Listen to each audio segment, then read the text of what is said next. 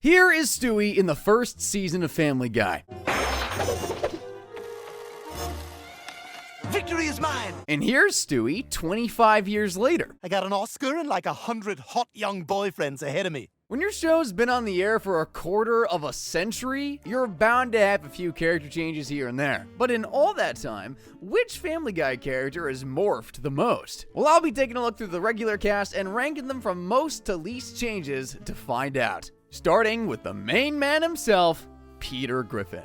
Shows are often defined by how true their character stays to what made them famous to begin with. Like the classic Flanders trope, is that Ned in the beginning was sure a religious guy, but he existed outside that bubble as a human too. And unfortunately, Peter falls short of the same sort of stuff. But before we get into that, let's take a look at him in the show's early pilot. Ah, this sucks, Chris. I gotta find a way to get money. I've been through 2 jobs this week. I got fired off of that commercial. Try it again. I'm caca for Cuckoo Puffs. No, damn it, take 26. Okay, so there's actually not much difference in this version compared to today's version. Sure, he's traded those specs for ones with a lighter rim and his nose has shrunk a couple inches, but it's almost identical. The voice is still the no-filtered New England accent we all love, so that's another tick there. Through, say, the first 5 seasons of the show, Peter followed in the footsteps of another Simpsons character, Homer. And I know, lazy of me to compare, but you kind of can't help it. Like his yellow counterpart, Peter started out life as a blue-collar worker who loved his family, would spend all of his free time boozing it up, but he was maybe a little more absurdly stupid than Homer, like the time the TV got cut off and he did this. Because of an accident today, all television transmission will be out for an undetermined amount of time. But as I said, despite the stupidity, the main thing that shined through here, or shone, was that he loved his family and he'd do whatever he could for them.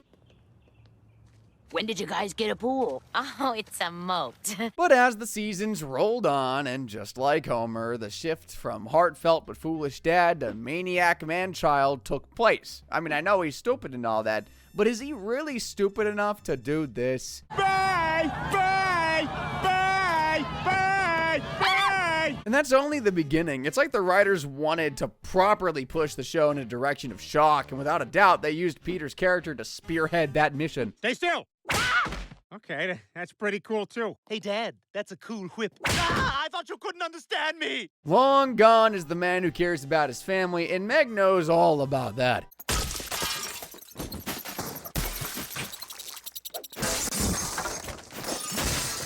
I know these days everyone dunks on Meg, it's just kind of normal, but you've got to remember that Peter was the real one who got the Meg head train to leave the station in the first place. So we've seen Peter go from a dad who just wanted more time at a bar with his boys to a whirlwind wrecking ball that's kind of insufferable. I know Family Guy's been slammed in the past for copying The Simpsons, but boy, they sure have copied well, because they've failed in almost identical ways when it comes to the writing of their main character. I guess that's what you call sticking to the bit. Or that's what I would say if I was Family Guy's showrunner. So yeah, he's probably the one who's changed the least throughout the whole show. It's time to look at the happy mustached face of Cleveland Brown now. He's maybe got the strangest start of everyone on this list, because in the pilot he appears completely normal. Hey, Peter, my thing went off. Your thermostat okay? Yeah, it's all right. Hey, is my kid over here? Well, Mike Henry isn't voicing him here, but that's not the strange thing. Because when we see him for the first time in the main show, he's had a little bit of a redesign. Peter, my thing went off. Your thermostat okay? Yeah, it's all right. Hey, is my kid over here? Forget it. False alarm. For some reason, they've made him look a little older, taking away his classic golden tee, and the shape of his mustache has changed too. But clearly the animators thought they shouldn't fix what's not broken and brought the OG design back a few episodes later in Mind Over Murder. Oh, that's funny. That's even more humorous than that joke you told us last night. That's more like it. He's got his voice in everything. Well, maybe not exactly, because Mike Henry went for this kind of drawl with the early Cleveland design, as you can hear again here. Peter, you are in the zone. I think it's because early on, the writers wanted Cleveland to be this calm, level-headed voice for Peter whenever he got up to something stupid. Not that it'd make much of a difference. The king of cool gimmick ran nicely until season 4, where probably Cleveland's most famous episode aired, the Cleveland-Loretta Quagmire. You know, the one where his wife is cheating on him. What was that? Shut up and put some more of that sugar in my bowl. Finding out your best pal is bunking your wife is gonna change a man. And when the usually laid-back Cleveland does get wind of what's going on, he does a complete 180. Glenn Quagmire, you're dead.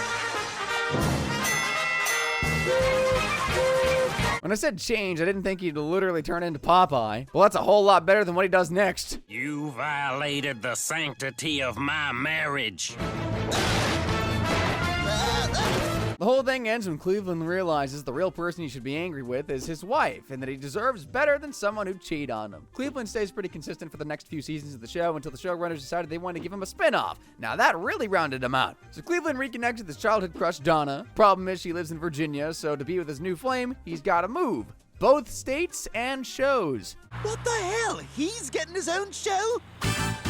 Cleveland Brown, and I am proud to be my hometown with my new family. He had 4 great years up there in Virginia before the show got canceled, and while it wasn't the same quality writing-wise that we saw on Family Guy, Cleveland got a hunk of development. He bonded far more with Cleveland Jr., who, by the way, has changed himself a bit. Here he is when his mom and dad were still together. I submitted togetherness. A simple theme, but powerful nonetheless. And here he is in Stool Bend a couple years later. You gotta take chances in life to find true happiness. That sounds gay. What have they been feeding him? But his dad has changed an awful lot, too. I mean, he was the cool, calm, and collected guy at the start of the series, but as soon as he went to Stool Bend, he started to be a lot more goofy.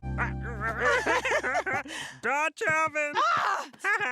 Just kidding. The Dutch don't cook their food by trapping farts in a blanket. I actually don't mind a goofy Cleveland. I think it's a nice contrast because there's some childlike innocence to it. And for me, anyway, it started to round out his character a bit more. But like I said a little while ago, it didn't last, and the writers got him back into the main series of season 12. Personality-wise, he's pretty much the same guy. Well, he's not the same guy who'll let his wife walk all over him, but that doesn't stop his boys from constantly ribbing him. The talking bear was so bad, Seth MacFarlane quit voicing him. It's hard to make a talking bear funny. It worked out okay in movie form. Nice little Ted reference for Seth there. Anyway, that was the status quo for the next couple of years for the character, but in 2020, Mike Henry stood down from voicing him, and instead the role went to Arif Zahir, who's been voicing for half a decade. Also, I think they just kind of wanted to find a middle ground between Cleveland Show Cleveland and his early Family Guy stint, and as a result, you just get this. And I'm sorry I've been such a jerk. I can't believe we let a silly table come between our friendship.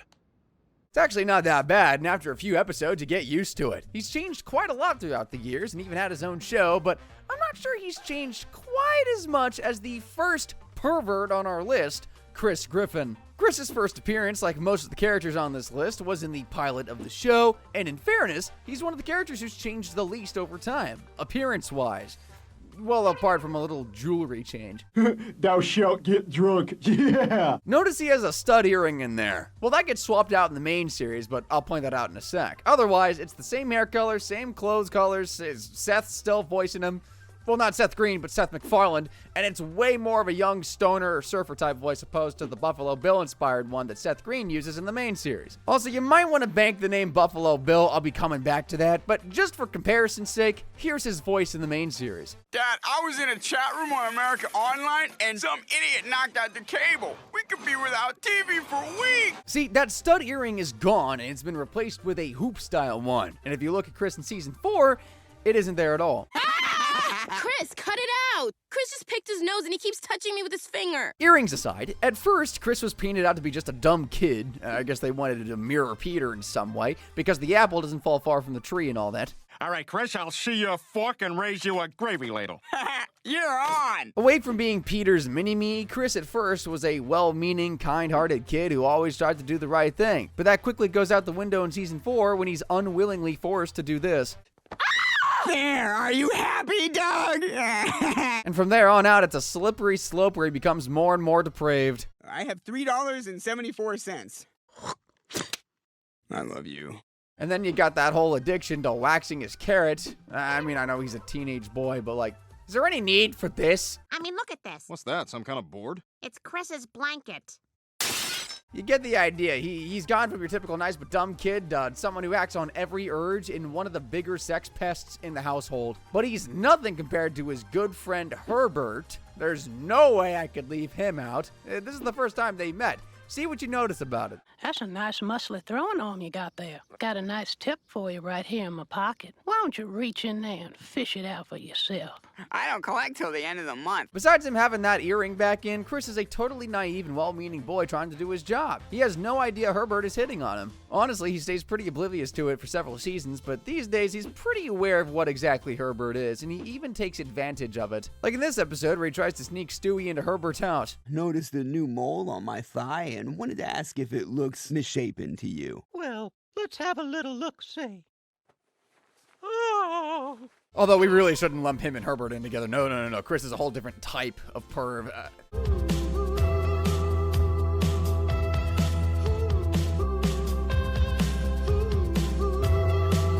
Hey, Chris, what's that? Did you sit on something? That's the Buffalo Bill thing I was talking about. The freaky serial killer from Silence of the Lambs. I know they started with just the voice, but it looks like the writers went whole hog with it.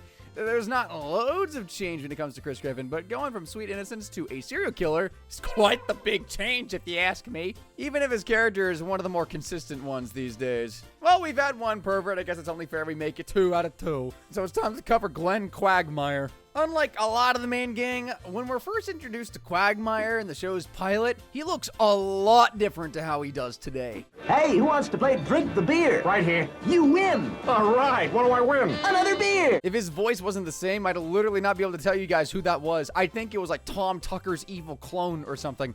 Anyway, when the show came on air, that weird design got completely overhauled, and we got the real Glenn Quagmire. Hey, who wants to play Drink the Beer? Right here. You win. All right, what do I win? Another beer. Now that's more like it. The other guy was uncanny as all hell. Through the first couple of episodes, Quagmire was pretty much just one of the guys who had a weird voice and an even weirder taste in Hawaiian shirts. But it wasn't long until the writers unleashed their true intentions with him. Tuesdays in the 80s, I was always in bed by 8 and home by 11. Oh! If that were anyone else, my jaw would be on the floor. But for Quagmire, it's pretty tame, honestly. And his mission to woo the girls doesn't stop there. In fact, it only gets worse. And in season 3, Quagmire sinks this low. Hey there, sweetie. How old are you? 16. 18. Mom! I like where this is going. Giggity, giggity, giggity. I'm just gonna skip over that. We've talked about Quagmire too much on this fracking channel. But I like to think that this is where the writers realized what they wanted to do with Quagmire for just the rest of time. He was gonna be the de facto pervert. And boy, they went to town with that idea. Ah! Where am I?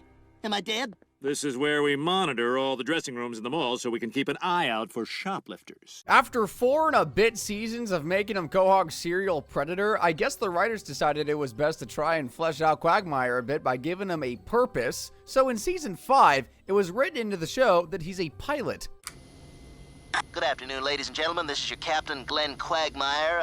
We're looking at about a 4.5-hour flight time today. Got clear skies, good visibility. It's not like giving him a pretty high prestige job is like a free pass for all the stuff he's done, but I guess the writers figured it'd make him a bit more 3D. Come to think of it, no one needs to see Quagmire in 3D. After this shift, though, obviously he was flanderized as being the guy who gets women, the guy who gets laid, and the guy who got every disease known to man. Gotcha! Ha! Hepatitis C! Joke's on you, I already got it. Meningitis! I'm a carrier.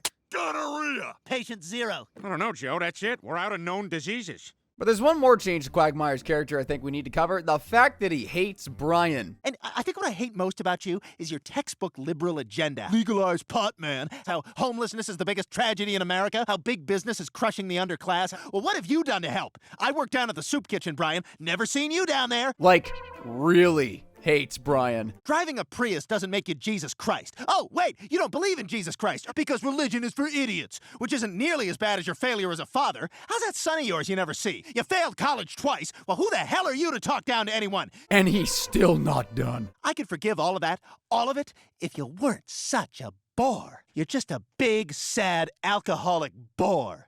I'll see you, Brian.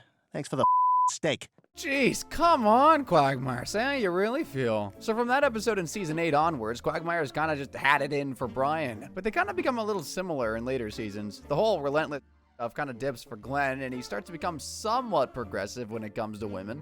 Well, progressive for Quagmire, anyway, and the show's even meta about it. I think the big line in the sand for Quagmire was actually his father coming out as a trans woman. And with that, his whole outlook on women shifted a little. But he wasn't quite as accepting when Ida first told him the news. But I am a woman trapped in a man's body. And while I'm in Quahog, I plan to have change operation. Oh, come on, just be gay. But after listening to how his dad truly felt and realizing all he wanted was his dad to be happy, Quagmire patched things up with her and the two go on to have a pretty close relationship. Well, all I want is for you to be happy. You're my dad, and if you're happy, I'm happy for you. I love you. I love you too, Glenn. Glenn? Sorry. Damn thing can't tell the difference. Well, maybe too close, because Ida actually comes to the rescue of her son a few seasons later in the episode The Unkindest Cut, when Quagmire has a private accident. Oh my god! That shark's attacking Quagmire! I think it's got him by the wiener. I can get anyone to do that to him. Yep, that shark has bitten off his manhood. Well, if only someone directly related to him had theirs voluntarily cut off and still had it lying around. Is that your... It's my... I'm not just covering this because it's funny or weird, by the way. I firmly believe this is like a subtle way that the writers have worked in some comeuppance for Quagmire for all of his years of being himself. Not only is Quagmire cooled off, he's a lot goofier now and really likes cats. So where have you been low these many days? You know how there's hardly any cat cafes in town? Well, I decided to open a cat cafe. He may have fully gone off the deep end and it gets worse. He plans on opening a full cat cafe, and he does get it off the ground. Problem is, holier-than-thou Brian starts protesting and eventually has the cops shut down Glenn's livelihood. That's right. Thanks to you, I'm out of business. Come on, lock it up. Until the Board of Health gives the okay, you're done. Well, that's not going to do the relationship any favors, is it? Or is it? The two end up fighting it out and clearing the air over their spat, and a few interesting things are said by Quagmire. I just thought that maybe I could put something good in the world for a change. What do you mean? I've always been about seducing women, but someday I'm gonna be dead. And, I mean, is that my legacy? I just thought if I created something that makes people happy, maybe people would remember me for that. This is where Brian would usually pile on his enemy, but instead he steps up for Quagmire. Quagmire, I'm here for you, for emotional support. Thanks, Brian. What do you say? You want to go for a walk? I always want to go for a walk. Now this is how you know a change is really stuck in Family Guy. Despite this heartwarming moment, Brian and Quagmire continue to not be friends. Case in point, a few seasons later, Quagmire gets mad at Brian's loud barking and gets Joe to put a frackin' shock collar on him. Then we get this scene that perfectly explains the shift that hit Quagmire years ago. There. Now, will you call Joe? What do you think? Was that a good purr? Ow! She says no. And when a woman says no in this house, it means no, as of March 5th, 2018. That isn't just a random line either. Back in 2018, the showrunners actually made plans to tone Quagmire down. They even released a statement about giving him a Me Too moment on the show, but they never really did, instead choosing to tone him down a lot. He's still Peter's buddy. He's not as much of a ladies' man. He's doing a lot less sleeping around and more dating now. And speaking of Peter's buddies, we've had Cleveland, we've had Quagmire, so it's only right that Joe is next up to bat. Unlike the rest of the characters on our list, Joe actually doesn't appear in the pilot of the series, and we don't see him until the 5th episode of the first season, A Hero Sits Next Door. And he wasn't exactly buddy-buddy with Peter at the start. Oh, great. Lois is getting chummy with the new neighbors. Oh, I think she wants you to meet them. She's always trying to make me be social. Cocktail parties, school function. And back then, Joe wasn't the same character you'd think of today. This guy was dynamic, charismatic, and like the title of the episode said, a hero. We even get to see how he ended up becoming disabled.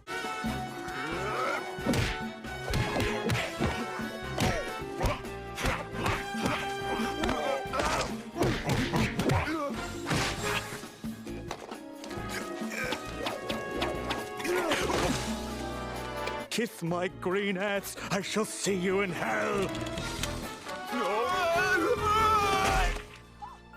So Joe's whole shtick when he was introduced to the show was that he was in no way defined by his disability. In fact, it empowered him. Like when Peter asked him to play on his work softball team, you'd think he'd turn it down, but instead he shows up and gives 150%. Whoa.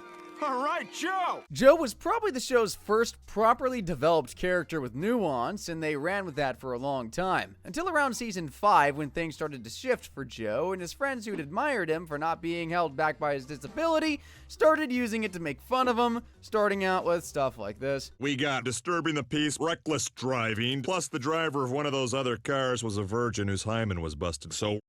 I guess you can take my license. Of course, it's all the way up here. Peter, knock right it here, off. Joe. Give it to right me. Here. Before progressing to sick stuff like this. Joe, get out of the damn chair.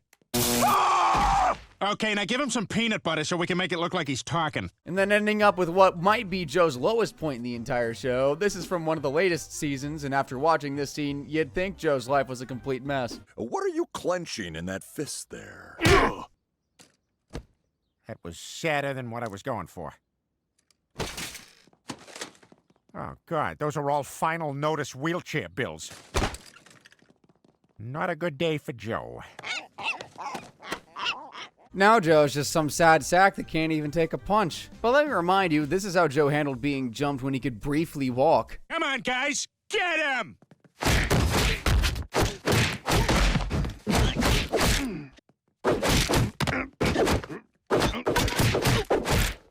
They've drained all the badass out of Joe. Okay, friends are one thing, okay? They're often a bit mean, but most of the time they mean well and care about you. Your wife, on the other hand, she's supposed to care about you. When it comes to Bonnie, in the beginning, she loved Joe like the hero he was. Well, we are gonna miss the go, go, go pace of Providence. Joe thought it was time to move, and I can't say no to Joe, ever. See what I mean? That's a woman deeply in love with her man, which makes this next clip all the more heartbreaking. Bonnie, I still don't get why you want to see this house. The foundation is totally out of whack. The whole house is slanting down to that cliff over there. Can you open the sliding door?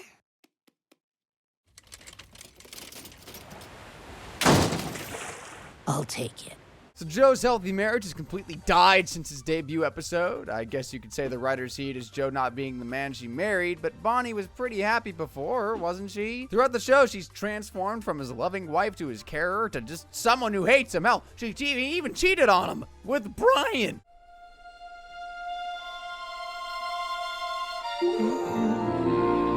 So not only is Joe's health getting worse, his friends laugh at him and abuse him, and his wife cheats on him and wants him dead. It is genuinely very bleak for this guy. Now he's not just a punching bag for everyone around him. The writers get a few licks in there as well. That's a great costume. Are you FDR? No, I'm Olympic swimmer Mark Spitz. Wait, are you Stephen Hawking at the beach? No, I'm Mark Spitz! You won 7 gold medals! Oh, you mean like if he dove into the shallow end? No. Regular Mark Spitz. Oh, I get it. You're crippled Magnum P.I. He's kind of ridden like a big quadriplegic baby. The worst change in Joe's character progression, in my opinion, though, is his origin story. Remember the clip I showed you a minute ago where we see him tackle a burglar on the top of a roof and that's how he ended up in a wheelchair? Well, they completely retconned that in the season 11 episode, Joe's Revenge. Get ready to spend the rest of your life as a lame gimp with an annoying voiced wife.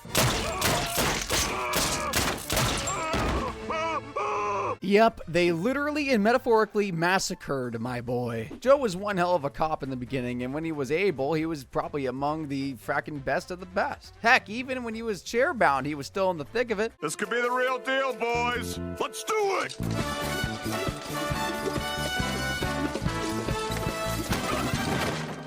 Don't move, dirtbag! It's Coke. Super heroic, right? Well, 9 seasons later, we have this. Like I said, you're going to jail.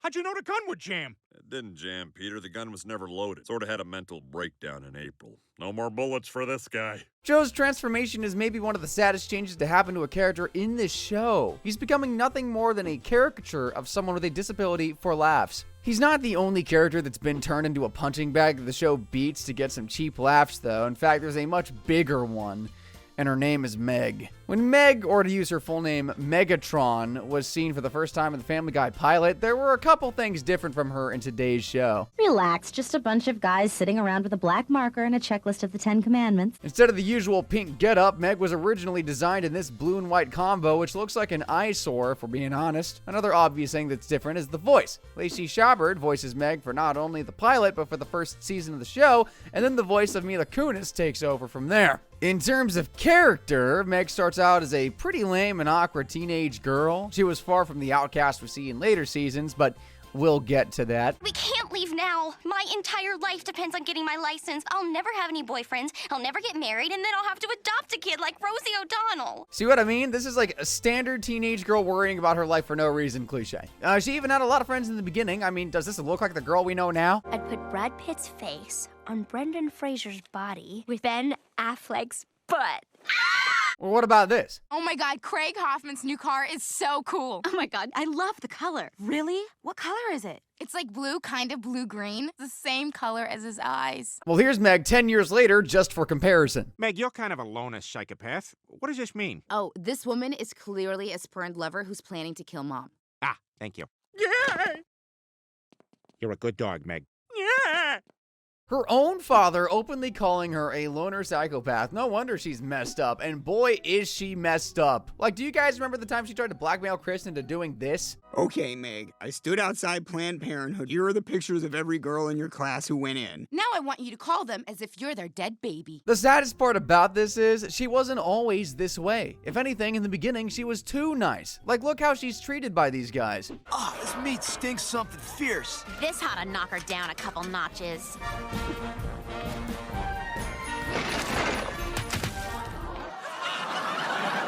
And then look how she treats them. Hi, you guys. Oh, God, it's her. About the other night. Oh, that was hilarious. I would have brought potato salad. It's like the total opposite. If that was from Meg today, she'd probably capture them all and do something sick like remove their fingernails one by one or something. So you get it. She's turned into a monster morally, but the show also made a habit of turning her into a monster physically. Well, they've got one that says star and another that says dumpster. All right. Give me dumpster. That's the spirit. I mean, don't get me wrong, when this change was first brought around, it was kind of funny, but after like a couple of seasons, the joke wore a bit thin and they had to keep pushing the boat out to get laughs. Oh my God, there are men breaking into our house. Dad, what's going on? Is somebody downstairs? Oh, God, Meg, you startled me. I'm sorry. And from there on out, Meg's whole existence has just been so the family can use her as a punching bag with the whole shut up Meg thing. That initially started out as Peter doing it when she was annoying, but quickly got more bleak. Now you've done it. You've made me 1930s work whistle angry. Shut up, Meg. Well, I didn't say anything. You just did. Your voice, it's cluttering up my space. Get out of my house. Another aspect of Meg that's changed over the years is her age. She's pretty much the only one who's meaningfully aged up in the show. She goes from 15 at the show's start to 18 by season 10. Being an adult means she can do some questionable things now. Happy birthday. Hey, where's that Pinky going, huh? Where's he going? What's he do? Get back here. There you go. Yeah, look at Quagmire hitting on that skank. Peter, that skank is your daughter. Oh, my God, you're right. Who else but Quagmire, I guess? I gotta pee, but I don't want to move. I'm so comfortable right now. It's enough to make a grown man puke. They end up dating, and obviously Meg thinks Glenn likes her for real, but he's just doing it for another notch on the bedpost. Luckily, Peter and Lois intervene before things get too far, and Meg realizes what he was after all along. Meg actually continues to mature throughout the show. At one point in the later seasons, she moves to Russia and gets married. Ah, my darling has appetite of Siberian walrus, just as fragrant. She does end up coming back to Quahog, but I think you'd agree that Meg is way past the point of fussing over her driver's license. I mean, yeah, Meg's changed a bunch over the years, but for the last little while, she's been fairly consistent as a character, and I'd argue she's nowhere near the most changed character in the show, or even her own house. Speaking of which, it's her baby brother that I think we should cover next, the tiny tyrant that is Stewie. It's hard to imagine him out of his classic red and yellow shirt and dungarees, but in the pilot of the show, Stewie had a different color combo going on. Excellent. The mind control device is nearing completion. And looking back, you'll notice that his voice is a little different too. Well, in the first handful of seasons, Stewie was evil incarnate. A sesquipedalian, which is a word for someone who uses big words. Ironic, I know. And he was hell-bent on killing Lois and taking over the world. You know, when you were born, the doctor said you were the happiest-looking baby he'd ever seen. That was my victory day. Fruition of my deeply laid plans to escape from that cursed ovarian Bastille. Return the device, woman. No toys, Stewie. But over the next couple seasons, Stewie's pure hatred of Lois would soften. I mean, he still didn't like her, but wanting to erase her from existence? Probably not. Hi, sweetie. Look at her staring. God, I should take her out right here with these, man. Oh, hey, Lois. Oh, you like staring? Hey, wanting to beat her up is better than wanting her killed. But actually, Stewie's whole Lois outlook changes in the very same episode, and he starts to love her. Lois, I was wrong about you. You're my everything. Mommy loves you, sweetheart. Stewie loves Lois. But after he goes overboard with the love stuff, Lois decides to ignore him, which ends up with him falling down the stairs. I wonder if he blames her for it. Mommy, I'm dying. I'm dying. I said I'm dying. I'm dying up here. What is this, a Tommy Lee pool party? Ah! Well, that's him firmly back on the hate train. And that would continue to boil until the episode Lois kills Stewie, where he does what he's always said he would, take over the world. But he ends up finding out that it might lead to him biting off more than he can chew. Yes, well, you said I didn't have it in me to kill Lois. I was just running a simulation to find out exactly how killing her would play out for me. Yeah? How'd that go? Not well, Brian. Not well. Obviously, the whole thing was just a simulation, but it was a pretty big turning point for Stewie. He got to live out his dream, but realizing along the way that if he took over the world, it'd probably lead to his death, though he's clearly not ready to pull off something that big. That was pretty much the end of Stewie hating Lois. Their relationship was pretty neutral for a few seasons. These days, it's a lot more normal, well, as normal as a mom and her genius baby can be. I mean, the little guy even gets jealous when mommy gives someone else attention. Oh, hi, Landon. How are you today, cutie? Ah! I hate this! I hate you! I hate everything! Oh, Stewie, you're upset. Are you jealous? Yes! Oh, don't worry, sweetie. You'll always be my favorite little boy. It's actually super sweet that we get to see Stewie being a kid sometimes. There's one more member of the Griffin household who's had a pretty strong impact on Stewie's transformation, and I'm talking about Brian. Back in the early seasons, the two of them didn't really get along. Just look at Stewie's reaction to Brian moving out. Brian, wait! Well, hold on a second. Airport, please. And then there's the famous beatdown Stewie dished out because Brian wouldn't return the money he lent him. Morning. Good day to you, sir. Hey, wait a minute, what the hell?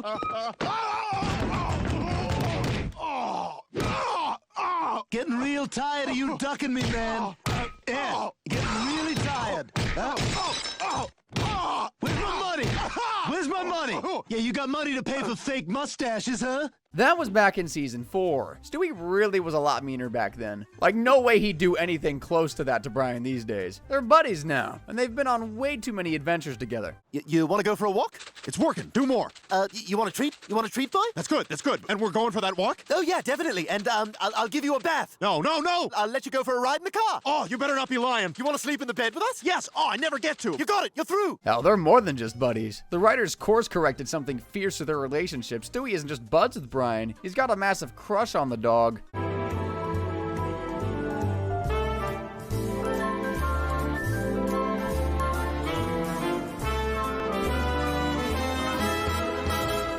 I love you. What'd you say?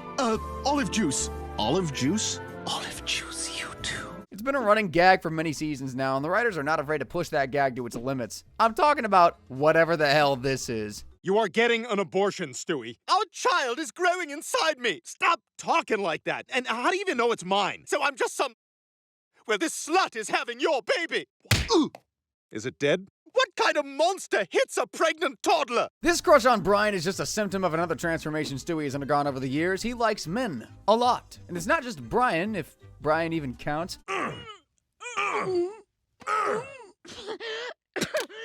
Oh, thank you, Jerome.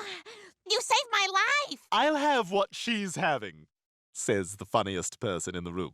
As the show progressed, it became pretty clear that this baby has quite the life outside of home. Hey, Desiree. Oh, hey, Lee. Brian, this is Lee. Lee, this is Brian. I know Lee from Starbucks. Hey, is that Desiree?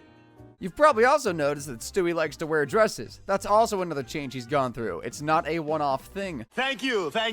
Hey, what's the deal with chunky bars? Chocolate with raisins in it? Yeah, that's what kids want with their chocolate. Fruit. Like, it really isn't a one-off thing. Hello there. Hello. I'm new in town and I'm awfully lonely. I'm wondering if you wouldn't mind buying me a drink. Maybe later I can show you some of the local points of interest. There's one right below the table. The only thing that's really stayed consistent with Stewie is the fact that he's a genius-talking baby who invents some really wild things. While evil Stewie was nice, I think Stewie today is far more better-rounded and complex as a character with a dog for a best buddy. And he's up next. Brian's design hasn't really changed all that much throughout the years. He's always been the snow-white dog with a red collar and a black nose. And his voice has remained consistent too, mainly because it's just the talking voice of Seth MacFarlane. The thing that's 100% shifted through the years, though, is his personality. Like Lois in the beginning, Brian was the family's voice of reason, a true best friend to Peter who would try to guide him down the proper paths whenever he began to stray. Hey, how'd she take it? I told her she was fat.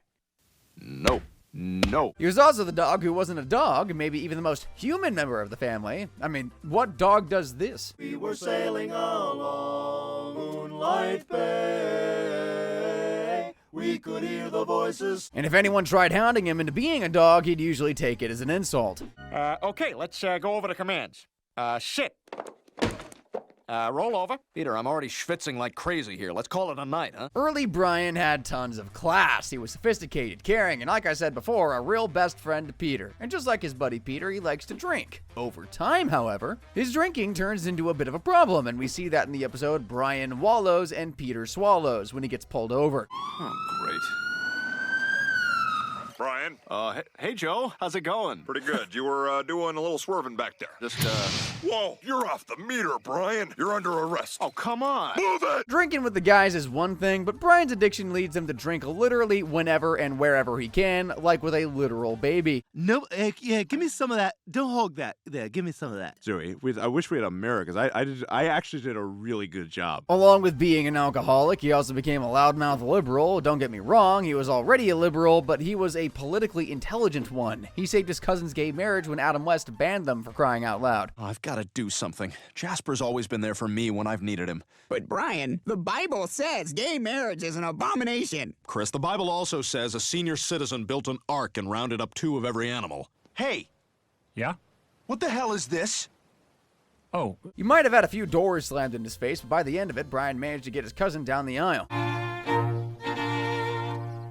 But as the show goes on, he goes from self-aware and on the cutting edge of the left side of politics to this pseudo-intellectual contrarian. You want to know what I think is happening here? I think you just gotta be in the out group. Whoever's on top, whoever's in power, you gotta be on the other side or you don't feel like the smartest. All you are, my dear, is a contrarian. Being a contrarian is one thing, but it just gets worse as the show progresses. Now he just straight up doesn't know what he's talking about. Oh, and it looks like you got some of my favorites over here. 1984, chilling. Could happen, right? Which part? Oh, just all of it. Are you saying the year 1984 could happen? Sense and sensibility. Very similar words. Old Brian actually read books, for crying out loud. Now he's just full of hot air. But that's not even the worst transformation Brian has gone through, and that's his relationship with his best friend's wife. Lois, this pasta, better than Italy. It's just my noodle caboodle. Your culinary prowess is surpassed only by your unfailing grace and the glow of sensuality that surrounds you. That respectful, tactful Brian goes straight out the window as the show rolls on, and he starts doing little things like this. Oh, God, Peter hit me! Yeah! Ow! And you'd excuse it if it was a one-time thing or something, maybe, but Brian went from her just being his buddy's wife in the first couple seasons to him actually making passes at her. I told him it could never happen again, and that... What are you doing? I thought that was kind of like I'm open for business. No! To just flat out commit... Meow. Brrr. I think you're dreaming. No, I'm not. That's not the only time either. He made a habit of it a couple seasons earlier. Like, does this dog know the meaning of no? Oh my God, Brian, no! No, stop it! I know you're married to Peter, but I love you and I can't stand it anymore. It's crazy, really, how current day Brian treats women as a whole. Back in the day, he was an honest dog looking for love. Brian, we've had some wonderful times. I really like you. It's okay. I hope you and Quagmire have all the happiness in the world. But I'm choosing you. What? You're choosing me? Obviously that, and none of his flings ever work out for him. Maybe it's the bad dog breath, or maybe it's the fact that he constantly treats women like trash. It got so out of hand that he ended up marrying a cancer patient, and when she survived the disease, she started to gain a little weight. And looking for an easy way out, Brian lets this happen. Wait, are you... Oh my God. Oh my God, are you choking? I don't... Heimlich maneuver. How do you do the Heimlich maneuver? Damn it, I've got one song by Heim on my phone, and every time I try to type Heimlich, it... From intellectual straight man to vapid douche, it's such a sad decline. But forget Brian, there's someone else who's gone through bigger changes than him. And it's none other than Lois Griffin. I know that I sound like a broken record by now, but the first time we see Lois is in the 1998 pilot. She looks a lot different to how she does today. Nana, don't touch the thermostat, Meg. Your father gets upset. As you guys saw, her regular red hair was initially blonde, and that famous green shirt has been swapped for a red one. Also, it might be hard to see, but if you notice, her earrings are also a completely different color to the blue ones we see today. After the show was commissioned, the audience really started to get a grasp of who Lois was. It might be a low-hanging fruit, but she's essentially the Marge to Peter's Homer, the family anchor when things go wrong, usually during one of Peter's madcap but well-meaning schemes. Oh my God, you bought the statue of David? No, I just rented it. Don't broke off while I was loading it into the car. Despite all this well-meaning nagging, Peter rarely listens to her, but does she say, "I told you so"? No, she stands up, defends her husband even when she knows he's in the wrong. Like in the first episode of the series, Death Has a Shadow. Excuse me, Your Honor? Yes? My husband may be a bit thoughtless at times. He may even be stupid, but I know he only accepted that money because he wanted to be a good husband and father. But having to put up with Peter's constant stream of stupid ideas and reckless decisions would drive anyone to the edge. In 4 seasons, we pretty much see Lois going from the suburban mom trope to a woman starting to enter her midlife crisis. And believe me, it's a doozy of a midlife crisis. There are loads and loads of episodes that show Lois going deeper and deeper down her desperate rabbit hole. But the lowest point for me is when she tried to cheat on Peter with Justin Bieber. I'm your mom's friend, Mrs. Robinson. I don't get that. Is that a reference to something? I'm Stifler's mom. No idea. Okay, just get your pants off, hon. Stop right there! Just to remind you guys, that episode aired in 2012, so Justin was only 18 at the time. Midlife crisis or not, this woman is no stranger to cheating on her husband. Bieber wasn't even the first. Back in season 5, she was persuaded to get into bed with a former president. Mr. President, I need to have a word with you. You certainly are very persuasive. And even goes as far as cheating on Peter with his own son. Yeah, your bra strap is getting in the way here. I'll just bite it off with my teeth. Lois, is a president stronger than a king? What the hell? Peter. All in all, Lois cheats on Peter right around 12 times over the course of the series, but for the first 4 seasons, she was his rock, although now it's pretty much open season with any guy, and I do mean any guy. I want to be your pinky ring. Yet they're still together. I guess you could say they're dysfunctionally functional. While you guys digest that sentence, I'll also like to point out here that Lois's relationship with her kids changed completely too over the course of the show. Like, you can't say that this isn't a caring, devoted mother. Sweetie, it's broccoli. It's good for you. Open up for the airplane. Never! So how the hell do we go from that to this? Ah, damn you! That was the episode where she got addicted to painkillers, and that's kind of Lois now. She's just your typical stay-at-home mom addicted to one substance or another, although typically that substance is alcohol. Basically, she's a caricature of your typical wine mom. She's scrolling through old photos of herself. This is exactly what the video was talking about. Look how young I looked. Although sometimes she indulges in a little bit more than just wine. Growing 1 carrot, taking up time, filling up the day with nonsense. Vodka in the bushes, making it better, making it bright. What a day, think I'll check the mail. She's pretty much an alcoholic now, and you just know the show's gonna milk it for some admittedly pretty hilarious jokes. Let me get in that belly. Let me kiss that belly. Pork belly's the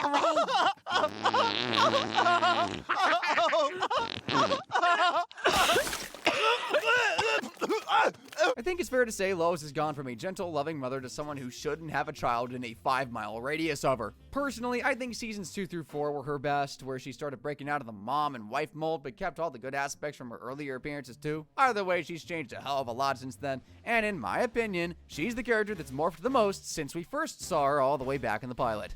That's all the Mighty Morphin moments we got for you today, but if you wanted to check out more stuff on your favorite animated shows, click one of the videos on screen right about now. Thanks for watching.